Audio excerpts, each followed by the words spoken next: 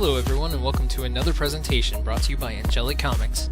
In this video we'll be taking a look at the Duels of the Planeswalker 2014 PC game on Steam, and we'll be doing a pack opening for the Scavenging Ooze. Be sure to check out our main website at Blogspot, and be sure to like us on Facebook. There you can get all the information about comics, gaming, reviews, news, and more. For this year's game, there was 3 promos given out. For the PlayStation 3, the Ogre Battle Driver. On the Xbox 360, you received the Bone-Sized Sliver.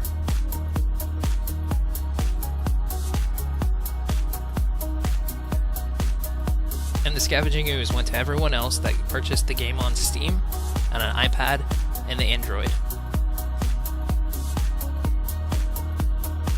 Now I don't normally do pack openings, but it just seemed too hard to resist. I was lucky enough to receive 4 of the promo packs, and so I knew that the Scavenging Ooze was probably the best card out of all of them. The card currently sells for about $15, plus it's just a really great card all around. My lovely assistant helped me out with opening the packs, so we're just going to take a look at see what's inside these 4 packs today, to give you guys kind of like an idea of what you might receive out of some of these packs. Now as far as I'm concerned, or know, there really are no rare cards. There's the Scavenging Ooze, and you also receive 5 random cards. I do believe that there is 1 uncommon card in each of these packs. You're also given a tip card as well.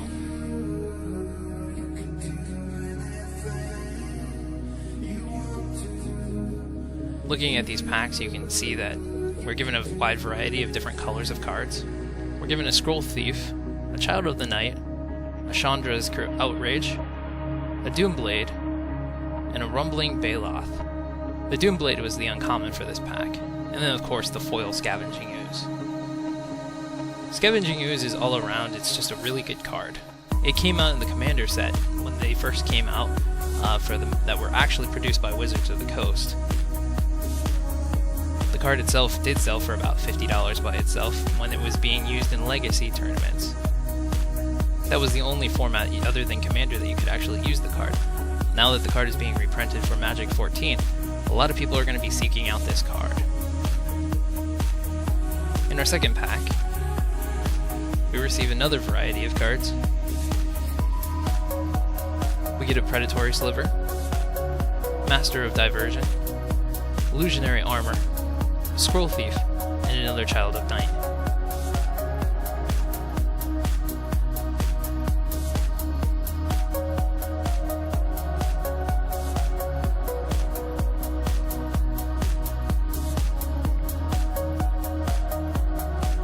Now mind you that these packs were purchased at 4 different locations. Funny enough, that this pack was actually the same as our first pack that we opened. Again, we received the same thing. Scroll Thief, a Child of Night, Chandra's Outrage, another Doomblade, and a Rumbling Baloth.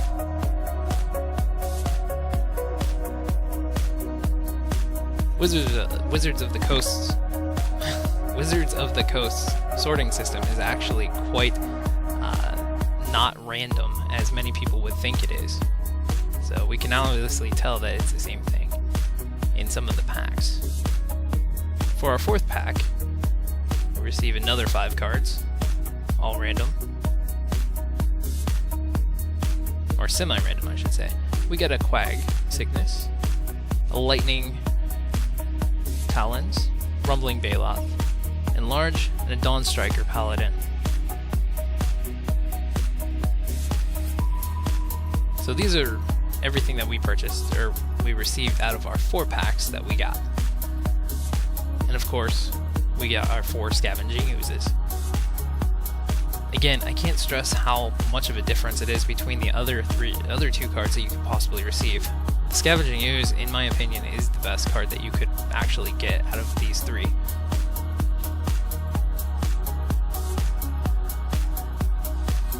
And they're a really cool looking card.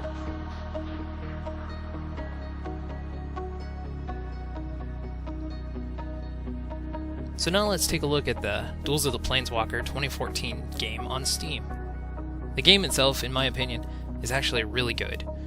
I've been playing the games ever since they brought out the original Duels of the Planeswalker game, which, if my memory recalls, it was in 2010?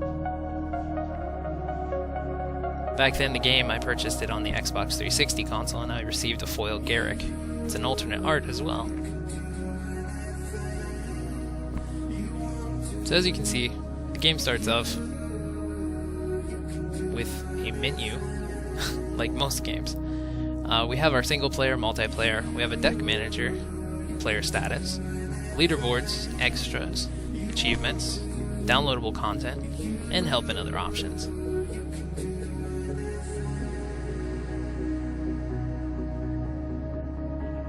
Looking at the single player, we have campaign, a sealed play, a challenges mode, a custom game setup, and a revenge mode, all of which I'll get to talk about a little bit later. Under the campaign options, we have different places that we can go in different planes. We have Innistrad, Zendikar, Chandalar, Alera, Ravnica, and a new one that I have never heard of called Kaldheim. This one actually introduces a new planeswalker that you can actually fight against later on in the game, and serves as its main boss. There's a story arc that goes through the game. Campaign mode, you're actually fighting with Chandra and working your way to finding this one in particular planeswalker that has stolen something of importance. In each one of these planes, you will fight 4 different opponents, 3 smaller opponents, and 1 major. Once you beat the major one, you'll actually be given a token to where you can fight against one of the older planeswalkers from the previous game, and you can unlock that deck.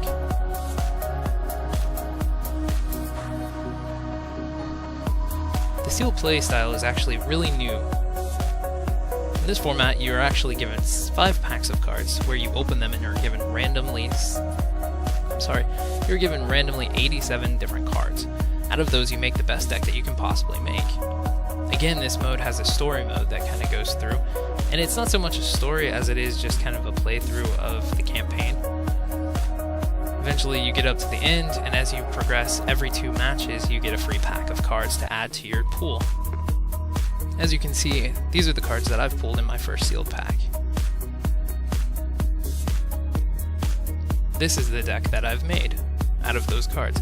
I can switch it at any time, take out anything, and it's just a 40 card deck. You add in the mana however much you want. The sorting engine is really nice because you can sort by color, rarity,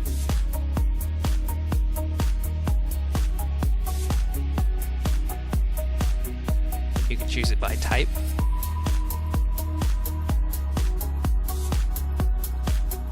and how much the cost is.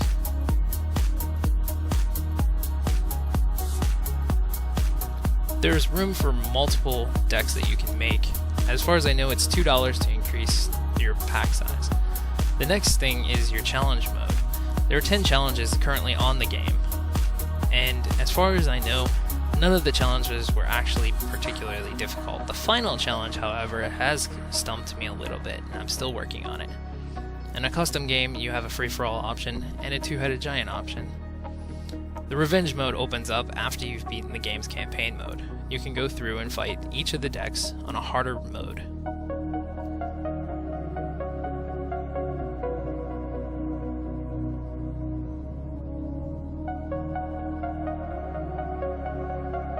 The multiplayer option gives you an option to create a match, which you can do free for all, 2-headed giant, and sealed play. This is where you would use your sealed draft again. And again, it does cost $2 to go past the first 2 sealed drafts that you do. The deck manager option lets you go and search through all the decks that you've unlocked. From there, every time that you win at a duel, you'll actually gain 1 card out of 30 possible new cards to add to the deck. As long as your deck contains 60 cards, you can go and change out any of the cards that are available to you to play in any of these decks. The Sliver deck is a new deck. They're bringing back slivers for the M14 set, which haven't been seen since the Onslaught, which isn't even available in modern play. It's very exciting. this is part of the sliver deck. At the top, you can see the cards that I haven't unlocked yet, but I will for each game that I win with them. These 3 cards are the only ones I have available to switch out right now.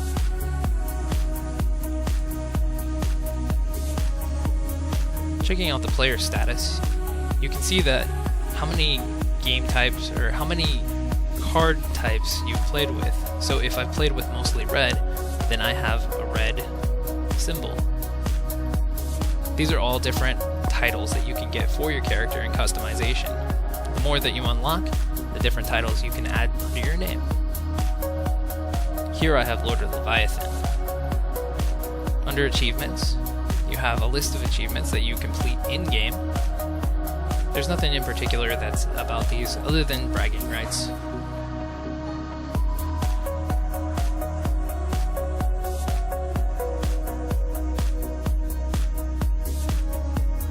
As you can see, there's still some I haven't unlocked yet. Under personas, you can choose an image to customize your character profile. You unlock these by accomplishing certain tasks that are separate from the achievements.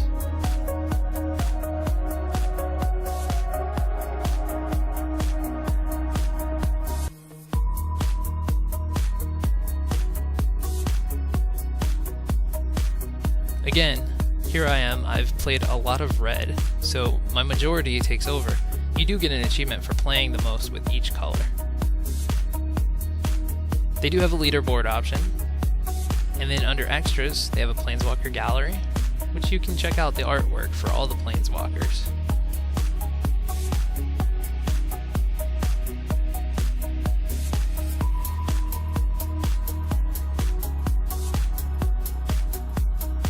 There are 4 videos for this game that are actual cinematics. They're actually nicely rendered, but you can play the game for yourself and watch them. There's a promotional card to unlock. This is where you would get the promotion code for your Scavenging Ooze. We've already looked at achievements, and there are plenty of download options, but most of them are packs that you would unlock or different sets that you'll actually unlock while playing the game. But if you just want to jump right into the game, you can pay for each one of the decks. I believe it's 99 cents to unlock each one. There's also foil options for each of the cards. And of course there's a basic tutorial and gameplay information.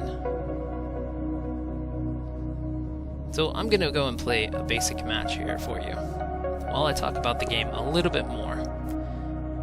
Some of the good things I saw about this game were that it's very true to the game itself and playing it in real life. I actually had a lot of fun playing this game, and I'm still playing this game. It's something that you can just go and pick up and play, and you can also play online with other people that you've never played with before. Now, I have tried out the Magic Online gaming community, and it's not really for me. It's not for a lot of people, actually. I much prefer having the real cards in real life. However, since I've invested so much into the real cards in real life, I don't want to pay a lot of money for all the other cards that are on the Magic the Gathering Online community.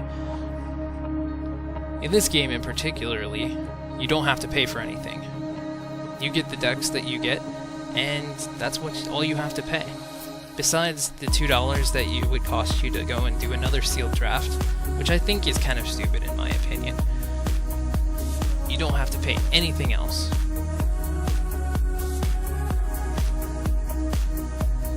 The game stays very true to the gameplay style. You can look at all the cards in particularly by using your mouse button and clicking the center mouse to enlarge each card to read. You can look at your hand constantly, which is nicely separated by all the mana and then all the cards in the back. Each card is highlighted by the ones that you can play at that current time. There is a stop timer on the left, also a continue button. The stop timer allows you to stop while mid-casting of a spell, either your opponent's or yours. It's usually used for countering something.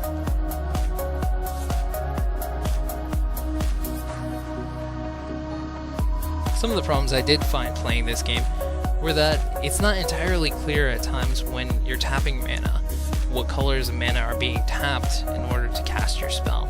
So every once in a great while I'll cast a spell, and then I'll realize that all the mana of a certain color that I was going to use to cast my second spell had already been tapped. Now I have seen that it pops up every once in a while and asks me to use that certain icon option, but I haven't quite figured out myself how to select individual magic symbols or mana symbols to tap to cast my first spell. The gameplay is very fluid, although sometimes the timer, it does take a little while for it to go down. You just kind of want to continue and skip to like not watching the battle sequences. I haven't played around with the options as much, and there might be a way to go and turn off the battle sequences as it did in some of the previous games.